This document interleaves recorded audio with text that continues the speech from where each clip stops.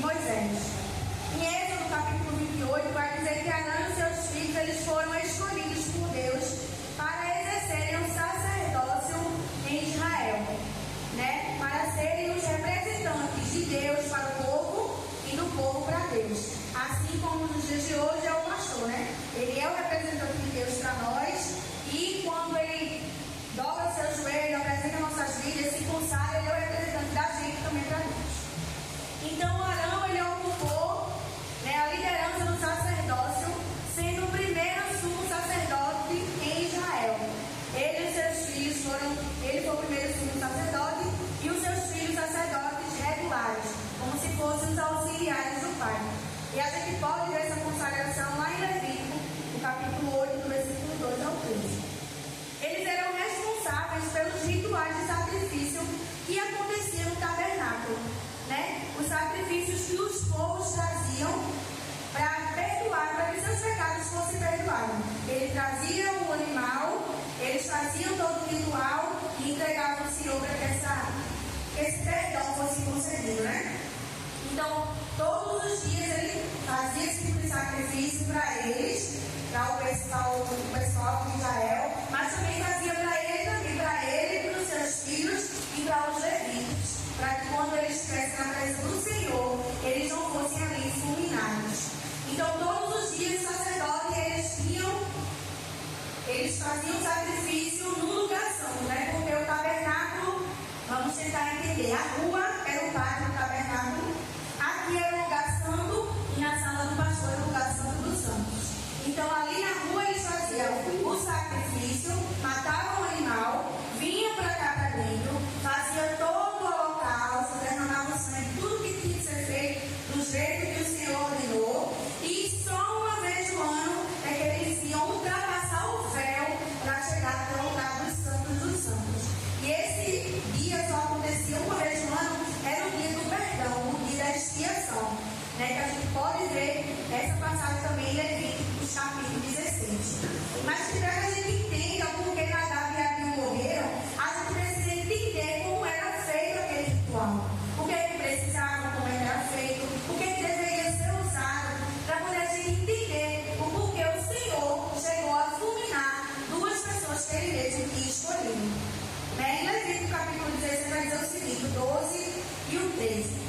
Tomará também o incensário cheio de brasas de fogo do altar diante do Senhor, e os seus punhos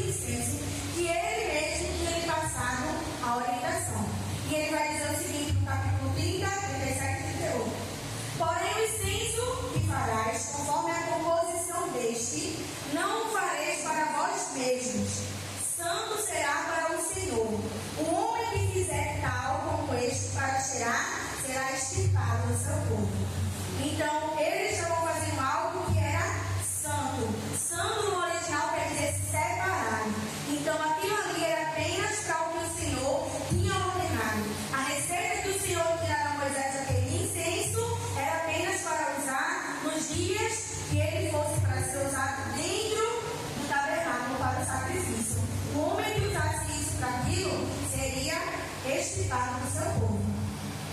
Mas enquanto Moisés estava lá no capítulo 30 de Êxodo, lá no monte falando com o Senhor, o povo já tinha feito uma aliança com Deus. Lá embaixo, no pé do monte, no capítulo 32, no 30, ele estava lá falando com o Senhor, recebendo as instruções para que fosse feito o tabernáculo para o próprio povo. Deus trouxe as orientações a Moisés para que ele fizesse o tabernáculo, para que a presença de Deus habitasse naquele povo. Mas enquanto ele estava lá no monte, no capítulo 30, no capítulo 32, o povo estava atrás de Arão para que ele fizesse um bezerro de ouro. O próprio povo que fez uma aliança com Deus é o mesmo povo que vai atrás de Arão para que ele faça um bezerro de ouro. E ele constrói o bezerro de ouro para o povo adorar como o seu Deus. Mesmo ele tendo sido resgatado do Egito com aquele povo, feito uma aliança com Deus e vivido experiência junto com Moisés, ele fez conforme o seu querer. Ele fez conforme o povo tinha pedido. Ele tinha experiência com o Senhor, mas ele preferiu fazer aquilo que ele exaltaria para o povo, fazer o bezerro. E lá no capítulo 32, no versículo 2 em diante, vai dizer: E Arão disse: Arrancai os pendentes de ouro que está na orelha das vossas mulheres e de vossos filhos, e de vossas filhas, e trazei. Então todo o povo arrancou os pendentes de ouro que estavam nas suas orelhas e os trouxeram a Arão. E ele os tomou das suas mãos e formou como um buquio, e fez ele um bezerro de fundição. Então disseram: Estes são teus deuses, ó Israel, que tirará da terra do Egito. E Arão, vendo isso, edificou um altar diante dele. E Arão a pegou e disse: Amanhã será a festa do Senhor. E no dia seguinte, madrugada, lhe ofereceram o holocausto, trouxeram oferta pacífica, e o povo assentou-se a comer e a beber. Depois levantaram-se à fome. Você pode entender aqui que ele não fez o bezerro porque ele estava se sentindo ali oprimido pelo povo. Porque se ele tivesse feito porque ele estava se sentindo oprimido, ele fazia aquilo, mas ele não ia participar. Mas ele participou daquilo ali. Mesmo ele conhecendo Deus, mesmo ele sabendo de onde Deus tinha lhe tirado, ele ainda faz algo que o Senhor não tinha lhe ordenado. Já sendo separado pelo Senhor, lá no capítulo 28, porque ele foi separado por Deus. Não foi Moisés que escolheu ele por ser seu irmão. Foi o próprio Deus que escolheu a ele e aos seus filhos. E ele faz assim conforme a sua vontade. Sendo ele o sumo sacerdote do povo, escolhido pelo Senhor, ainda fez um bezerro de ouro. Mas a gente parando para pensar, qual é o exemplo que ele estava dando aos seus filhos? Como poderia ele ensinar sobre obediência se ele deu o primeiro exemplo de desobediência para eles? Como poderia ele ensinar e cobrar algo que ele mesmo não praticava? Como ele podia repreender os seus filhos se em algum momento eles fizessem algo que não fosse de acordo com aquilo que Deus tinha falado? Se o próprio Arão tinha feito uma aliança com o Senhor e depois ele mesmo estava fazendo um bezerro de ouro para junto com o povo adorar aquele bezerro. Então, muitas igrejas hoje em dia, estão vivendo no pecado, porque o próprio líder, o próprio pastor, ele não tem nem exemplo para dar. Então, ele não pode cobrar da igreja aquilo que ele não está fazendo. Ele, o pastor, ele é como Arão era nos dias antigamente. Ele é o representante de Deus para a gente. Mas a gente está num lugar que o próprio pastor ele não tem reverência para com a palavra. Ele não chega para pregar a palavra. Ele não lhe orienta a buscar mais a palavra. Como é que o povo vai fazer isso? Eu digo por experiência própria, porque eu passei 3 anos em uma igreja que a gente não sabia nem o que era jejum. Mas a gente não vai pagar por isso, porque a gente não sabia, a gente não conhecia, e a gente estava ali para ser instruído pelo pastor que isso não fazia. Então, tudo o que a gente deve fazer, que a gente não está sendo orientado a fazer, será cobrado daquela pessoa que tinha que nos ensinar e não está fazendo isso da devida forma. Com que autoridade ele pode cobrar algo às suas ovelhas? Sendo que ele é o primeiro exemplo de vergonha. Muitas igrejas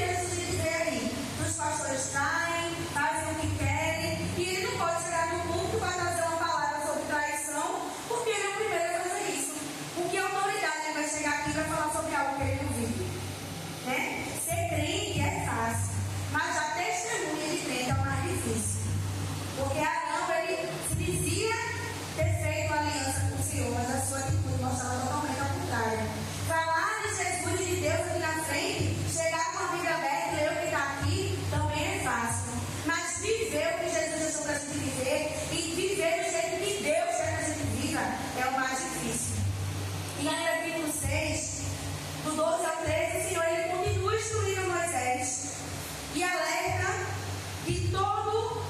que o fogo que também será consumido ali naquele lugar do tabernáculo, ele tem que ser feito de um jeito que ele não se apagará.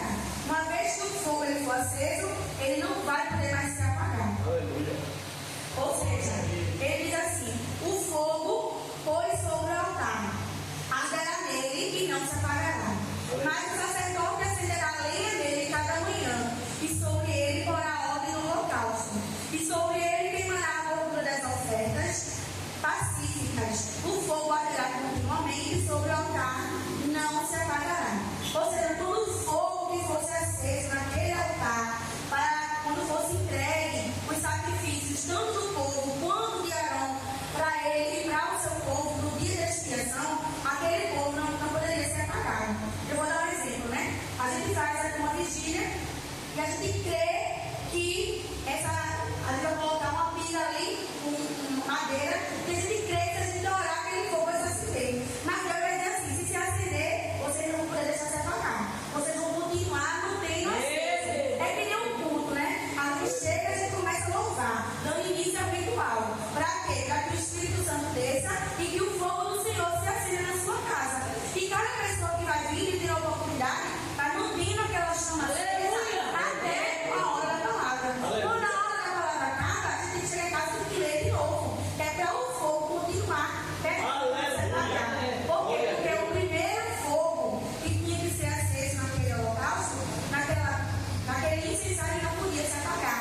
Todos os outros fogos que tinham que ser acesos para qualquer outro tipo de sacrifício tinha que ser filho daquele fogo. Pegava uma cinza daquele fogo e acendia novamente o incensário. Porque aquele fogo que desceu primeiro foi o Senhor que tinha acendido.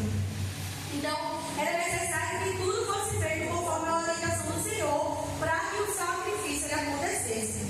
No capítulo 9 de Levítico, a gente também vai ver que Arão ele vai oferecer esse sacrifício por si e pelo povo perante ao Senhor, né? E ele faz tudo conforme a orientação. Ele leva tudo, ele leva o animal, ele faz o sacrifício lá de fora, faz para dentro e faz tudo conforme o Senhor tem orientado. Mas o fogo ele não acende. E é necessário que Moisés ele entre para que o fogo ele seja aceso. Ele vai dizer assim, no capítulo 9, 23 e 24 do Levítico: Então entraram Moisés e Arão na tenda da congregação. Depois saíram e abençoaram o povo, e a glória do Senhor apareceu a todo o povo. Porque o fogo saiu diante do Senhor e consumiu o holocausto e a gordura sobre o altar, que, vendo todo o povo, jubilou e caiu sobre suas faces. Então, era a responsabilidade de Arão fazer com que o fogo do Senhor descesse sobre aquele lugar. Mas algo ali não estava tão certo, que foi necessário que Moisés, que não era separado para aquilo, fosse até lá com ele orar para que o fogo descesse. Diante de tudo isso que a gente leu, que a gente andou pela Bíblia, que a gente conseguiu entender como que tem que ser feito, o incensário tem que ser o incenso tem que ser específico e o fogo também, né? A gente pode entender talvez que o fato de Arão como sumo sacerdote ter precisado de Moisés para acender o fogo e ter feito algo que era obrigação sua, né? Pode ter levado a indignação dos seus filhos. Eles podem ter dito assim: mas eu não estou entendendo porque o meu pai, que foi separado, está precisando de outra pessoa para fazer algo que era o papel dele.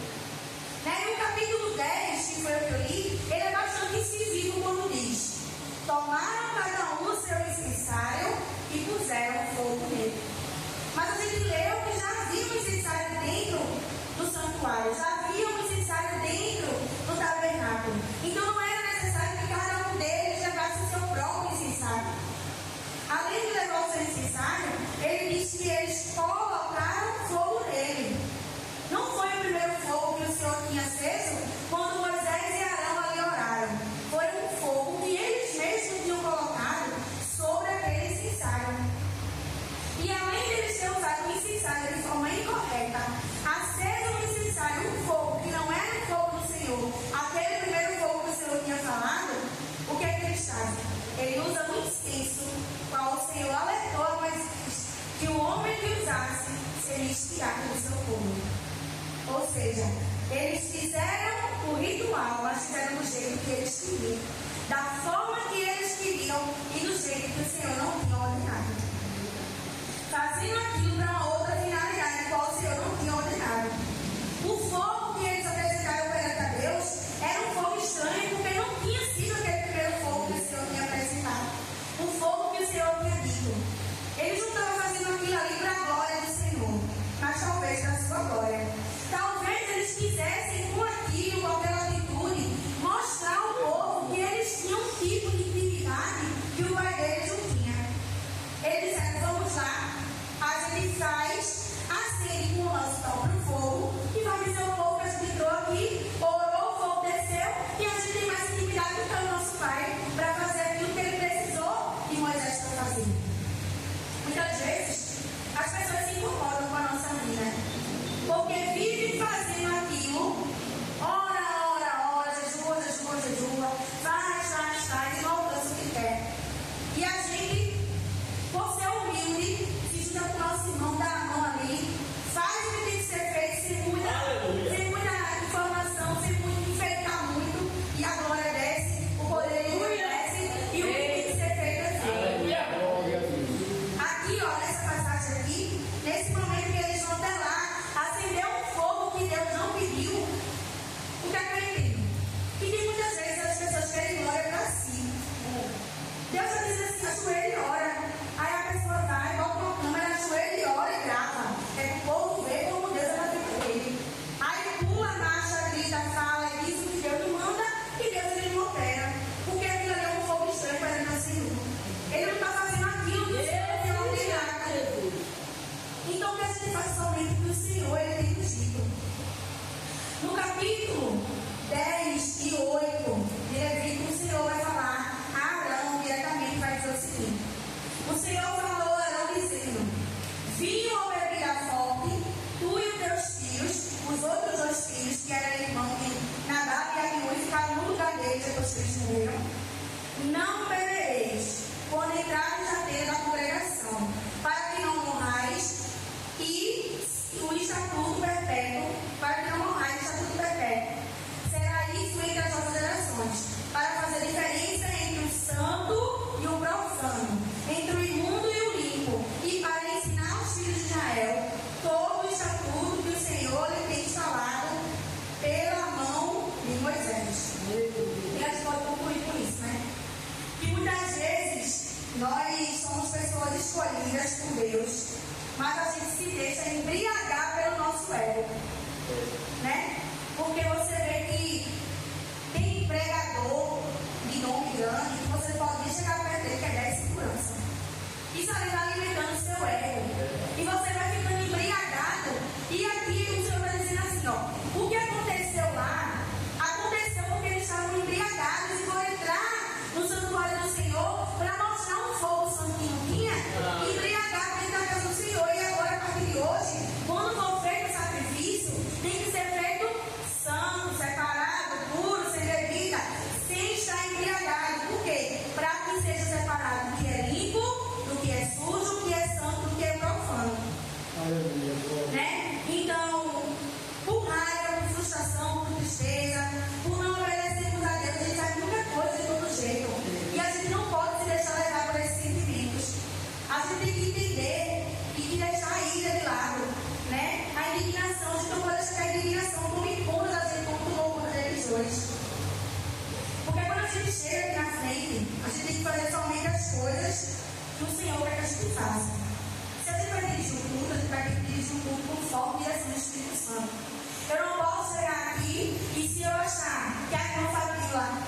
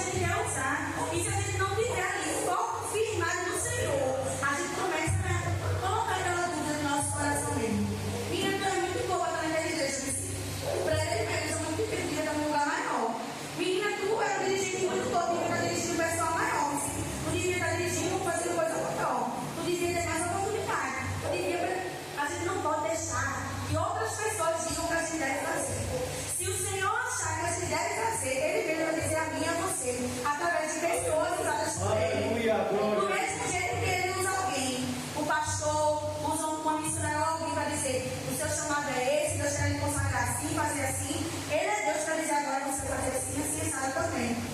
Às vezes não precisa nem dizer e nem confirmar pela boca da outra pessoa. Ele lhe confirma no sonho, ele lhe confirma na palavra, ele lhe confirma na própria palavra dele. Então a gente tem que ter cuidado com esse tipo de pessoas, porque o inimigo sabe que o homem ele é falho, ele é corruptível. Você vê que muitas pessoas são pastores, são vários tipos de cargos assim na igreja, quando chega lá dentro do congresso, se corrompe. Por quê? Porque ou ele está ali, ou ele dança conforme a música, ou ele vai ter que sair. Então a gente não pode deixar corromper com aquilo que o inimigo sabe que pode nos atingir. Então eu vi uns ensinamentos que eu posso tirar dessa passagem que a gente leu, é que o escolhido ele não faz o que ele quer. Por mais que eles fossem escolhidos, eles não poderiam fazer do santuário do Senhor. Por mais que você seja escolhido aqui, na casa do Senhor, a gente não pode fazer desse jeito assim. A gente tem que obedecer primeiro a palavra do Senhor e segundo o que o pastor ele disser. Porque ele é o sacerdote do Senhor. O Senhor passa para ele, ele passa para a gente. Eu não entendo como é que as pessoas querem estar na igreja e não estão obedecendo ao seu pastor. Acha que tem mais autoridade do que o pastor para fazer o que quer. Se a gente tivesse mais autoridade do que o pastor, a gente estava no lugar dele. E não era ovelha. A gente estava pastoreando e não sendo pastoreado. Porque quando você tem alguém que lhe dirige para onde você vai, é porque se não tiver alguém, você vai ficar perdido.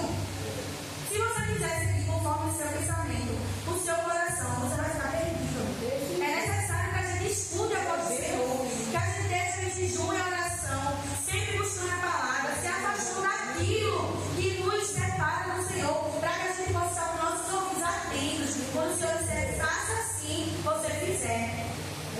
Por várias vezes eu, já passei por muitas situações que eu disse assim: eu não vou fazer. Um dia o pastor olhou para mim e disse: o Senhor quer que você perdoe. Esse perdão deu um abraço. Aí quando o pastor ligou assim: olha, o pastor mandou pedir perdão? Vou não, viu? Eu não vou pedir perdão, eu não vou abraçar. No mesmo dia que eu cheguei no culto, eu não consegui me concentrar naquilo que estava sendo falado. Deus ele tomou conta de mim de um jeito que eu só queria que o culto acabasse, para eu falar com aquela pessoa. Eu pedi perdão e eu disse: eu arrependido. Porque se eu estou na casa do Senhor, eu estou estudando o que Ele está falando e eu não vou fazer o que eu estou fazendo, o que é aqui, minha gente. A gente tem que estar aqui com nossos ouvidos abertos e fazer o que o Senhor está ordenando. A partir do momento que Ele der para a minha vida, o Senhor é para Ele direcionar a minha vida através do Espírito Santo. Se eu estou aqui e eu faço o que eu quero, é porque eu não estou verdadeiramente com o meu coração voltado para o Senhor. Na outra situação, mas muitas vezes eu não vou fazer isso. Você vai fazer, você vai fazer assim, assim, assim. E eu fiz e pense uma alegria. E eu fiquei daquilo que eu sentia. Eu não senti mais.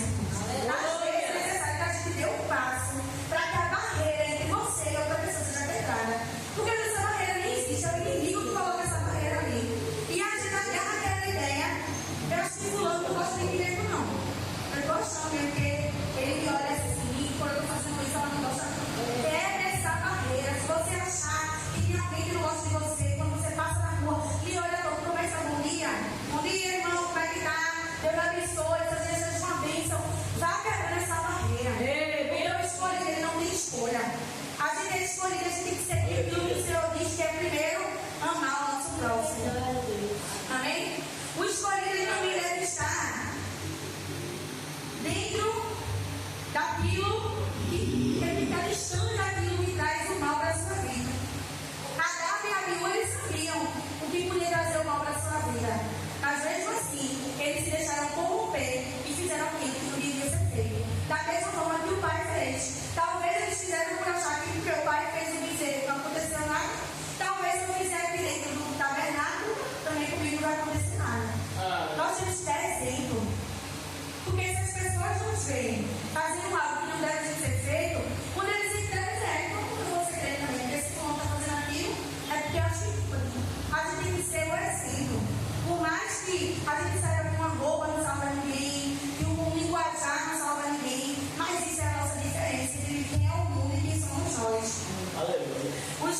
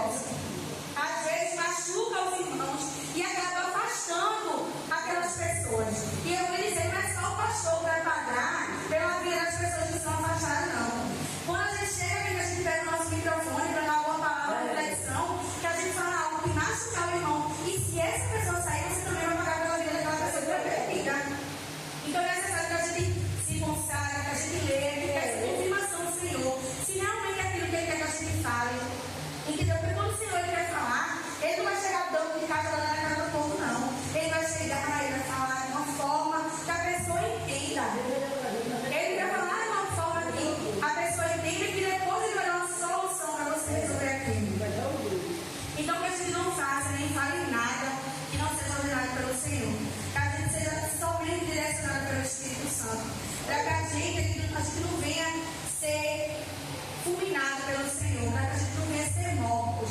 Talvez a gente não pode nem perder a nossa vida, mas a gente vai perder uma coisa maior, que é a nossa intimidade espiritual com o Senhor. Imagine que triste você dobrar o seu joelho e você não sentir mais a presença de Deus. Imagina que triste você chegar na casa do Senhor, o fogo está pegando, o Senhor falando com todo mundo sentindo a presença do Senhor, como acontece aqui na consagração, e só você ali parado, cru, frio, sem sentir nada. É porque o Senhor marcou até a intimidade que tinha entre você e Ele. Então, muitas pessoas hoje estão apresentando esse tipo de fogo ao Senhor. Um fogo estranho, um fogo diferente. Às vezes, o fogo que o Senhor quer é o fogo da palavra. É a gente chegar aqui e falar a palavra do Senhor aqui, para os irmãos entenderem o que está acontecendo, o que eles estão precisando. Não é chegar aqui, abrir a Bíblia, dizer um versículo e os 40, 50 minutos do culto falar em coisas estranhas, coisas que os irmãos estão entendendo. O que é que você vai levar de ensinamento para casa? O que é que você vai aprender com aquilo ali? Porque com essa palavra de hoje, se eu já segui o que o Senhor mandava, eu agora vou seguir fielmente mais ainda, para que não aconteça comigo o que aconteceu com eles hoje. Porque tem gente que acha que porque é escolhido, pode fazer o que quer, dizer o que quer. Mas quando é escolhido, ele paga um preço maior. O chamado, né? Ele paga um preço maior porque quem é escolhido e quem não é. O preço ainda é maior, porque quando Deus diz assim, faz, aí tu não faz, aí ele bota numa prova maior do que o outro. Para você continuar andando naquilo que ele quer. Porque ele não vai perder você. Ele prefere lhe matar do que ele perder. Tá assim, não quero mudar por ele, vou levar, mas é salvo. Então, tem gente que chega no culto e está falando, você começou com medo, e chegar aqui e dizer que está falando em nome do Senhor, o Senhor está descendo, o Senhor, jamais vou chegar aqui e dizer algo que o Senhor não colocou no meu coração. Para eu chegar aqui e trazer uma pregação, irmãos, eu já começo a orar ao Senhor de hoje, para o próximo mês, para dizer, Senhor, me mostra o que deve ser falado, me mostra o que deve ser dito, o Senhor me confirmando durante todo o mês. E quando vai chegando ali o dia próximo, o Senhor confirmou várias vezes a pregação que eu deveria trazer. Como eu disse, eu fiz o propósito do Senhor, porque a gente também tem que parar e reconhecer aquilo que está nos afastando de Deus. No caso de Nadab e Abiú, era a bebida. Ela deixou eles embriagados e afastando eles da presença do Senhor, tirando a entender do que era de Deus e o que não era. E o que foi que eu fiz? Eu fiz um propósito com Deus. Porque eu sabia que tinha algo que estava me afastando da presença do Senhor e eu não estava aceitando isso. E eu disse, Senhor, eu vou tirar aquilo que está me afastando do Senhor. Rede social. 40 dias de rede social. Tá difícil? Não. Tá fácil, não tá difícil. É 40 dias, mas eu sou uma pessoa que trabalha com rede social. Eu trabalho no Instagram, no Facebook, para divulgar tudo aquilo que eu faço. Faço unha, faço bolo e eu trabalho com rede social. Mas o Senhor me se agradar com o que eu tenho feito. E eu tenho reconhecido isso porque eu saí da minha zona de conforto e eu fui buscar um tema que eu nunca tinha ouvido uma pregação sobre isso e que eu tive que buscar, eu tive que estudar, eu tive que buscar aquilo que o Senhor colocou no meu coração. Então, se você está vendo que tem algo que está afastando do Senhor, tenha essa percepção, seja sensível ao que o Senhor está falando. É fácil abrir mão que a gente gosta, não é, mas é necessário. Porque quando a gente dá um passo para o Senhor, Ele dá vários para a gente. Então, que a gente possa entender que o que é feito sem a ordenança do Senhor não é de agrado do Senhor. E que a gente possa estar atento e debaixo da vontade do Senhor. Porque quando a gente faz as coisas debaixo da vontade do Senhor, dentro daquilo que Ele tem ordenado, tudo flui. Mas acho que Senhor mandou